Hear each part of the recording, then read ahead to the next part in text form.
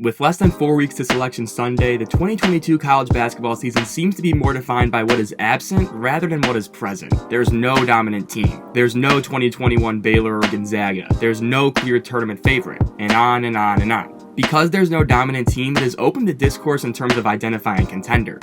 Kansas, Baylor, Texas Tech, Purdue, Wisconsin, Illinois, Auburn, Kentucky, UCLA, Arizona have all been mentioned, but after a careful study of all the top teams in the country, I have determined that there is in fact a dominant team in college basketball this year, and that team is Gonzaga.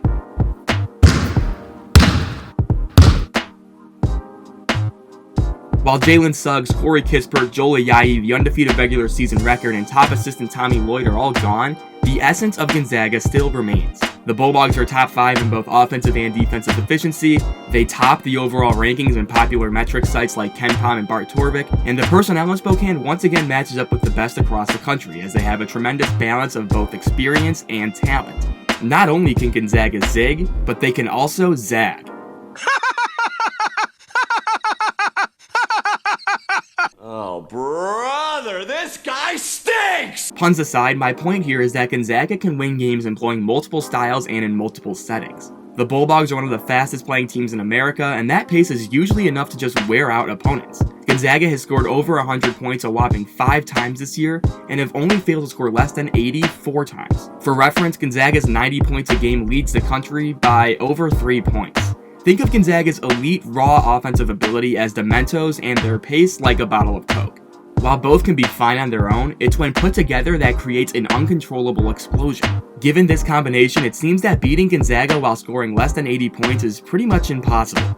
The 2 losses the Zags have suffered this year were at the hands of Duke and Alabama, and they each scored 84 and 91 respectively. By the same token though, Gonzaga's current defensive efficiency mark is the program's best since the 2016-17 season, which ended with a loss in a national title game against North Carolina. In games against Texas Tech and UCLA, the Zags showed just how dominant they can be defensively, forcing turnovers which led to fast break opportunities, blocking shots all around the basket, and providing stiff perimeter pressure. In their recent game against BYU, for example, Gonzaga forced 15 turnovers and blocked 9 shots, which led to a 33-point rout of the Cougars. Think of Gonzaga's defense as the idiot friend who has the idea to put pimentos in the Coke bottle. The defense is just the catalyst for all the craziness that follows. Put everything together though, and Gonzaga is the clear favorite to win a national championship. Leading Gonzaga's defense is highly touted freshman Chet Holmgren. Behind his 7'1" frame and 7'5" wingspan, Holmgren is the anchor of the Zags and one of the best rim protectors in the country. His block rate of around 12% is top 25 nationally, and his defensive rebounding rate is also top 25. Much was made about his skinny frame. I actually compared him to a Tim Burton character, but I think this is an overblown point of hesitation regarding Holmgren. The fact of the matter is that at every single level, Holmgren's build has yet to impede his effectiveness, and that shouldn't scare people off from viewing Holmgren as an absolutely elite talent. If you're familiar with the NHL, then you know how impactful a hot goalie can be in the playoffs. Part of the reason why we see so many upsets in the postseason is because of phenomenal goalie performances that shut down more talented teams. This phenomenon can be extrapolated from the ice to the hardwood, and we don't have to look that far to find an example. Last year in the NCAA tournament, we saw USC get to the Elite 8 as a 6th seed. The main reason behind this run was Evan Mobley, who is now the frontrunner for NBA Rookie of the Year. Mobley's rim presence was so great that teams would actively avoid confronting him at the rim.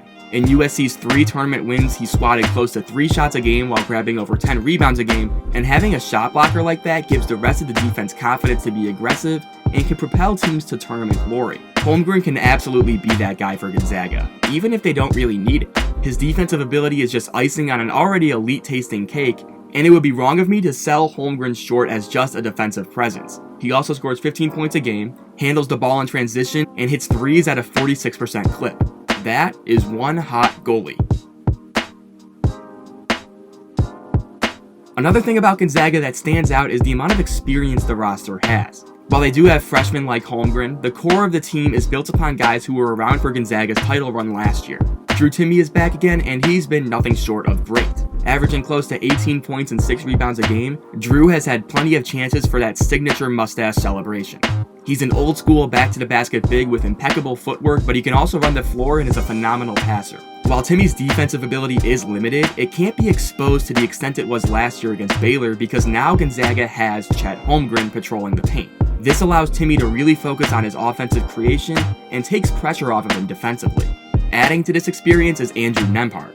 What was supposed to be his first year playing for Gonzaga is now his second, and the Florida transfer is a steadying force in the backcourt and can do really whatever is asked of him. While his 10 points a game isn't super gaudy, he does average 5 assists per game and is the table setter for this talented offensive team. He's a reliable shooter, a masterful pick and roll passer, and can really create in a variety of ways. Nembhard to me is an NBA level guard, and his elongated collegiate career gives him a rare sense of poise at the point guard position.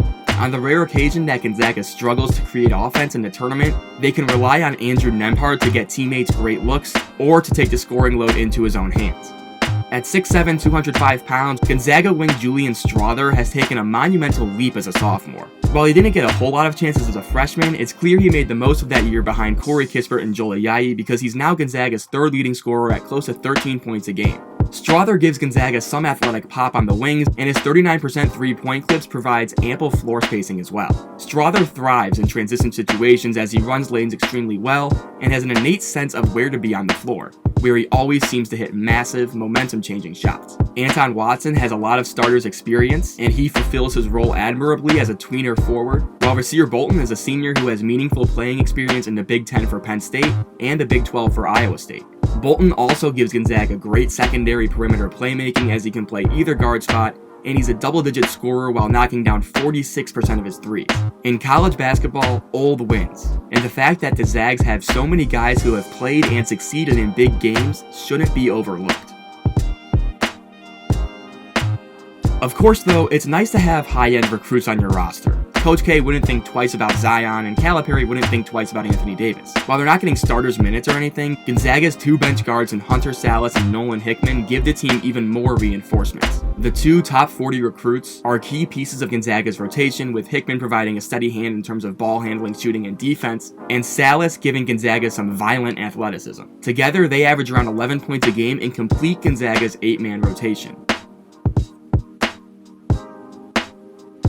In my many years of watching college basketball, I've looked at a few things that seem to be imperative in order to win a national championship. First, you need an NBA level guard. Check. I think Nembhard is an NBA player, and Salas and Hickman could be down the line as well. You also need a solid top 25-ish defense. Check. Holmgren's rim protection anchors a very disciplined and smart defense that forces a lot of tough shots and punishes you in transition. The third major thing you need is outside shooting. Check. Gonzaga is shooting 38% from 3 as a team right now, which puts them slightly above the average 3-point percentage of the last 10 national champions. With this Gonzaga team, I think that number can drop a little bit and they'd still be okay. Gonzaga shoots a Division I leading 62% on 2-point attempts, and the amount of offensive options Gonzaga has allows them more wiggle room than most other teams. I'm not saying they'll necessarily need that wiggle room, but it's certainly there. Finally, per the losing formula, you need at least 1 loss on or after February 1st. Check. Wait, not check. Gonzaga at the moment has not lost since December, and this is in direct violation of the losing formula. Remember, only one team since 1985 has gone undefeated through February and March and then won a title, 1995 UCLA. I don't really see Gonzaga losing for the rest of the regular season, so this could be an issue. But you know what? According to Karl Popper, the pinnacle of science is falsification. And what better way to be wrong about the losing formula than to be right about Gonzaga? And this year, I'll take my chances with Gonzaga being an outlier. And so, my friends, the time is now. Get on the Zagon Wagon before it's too late.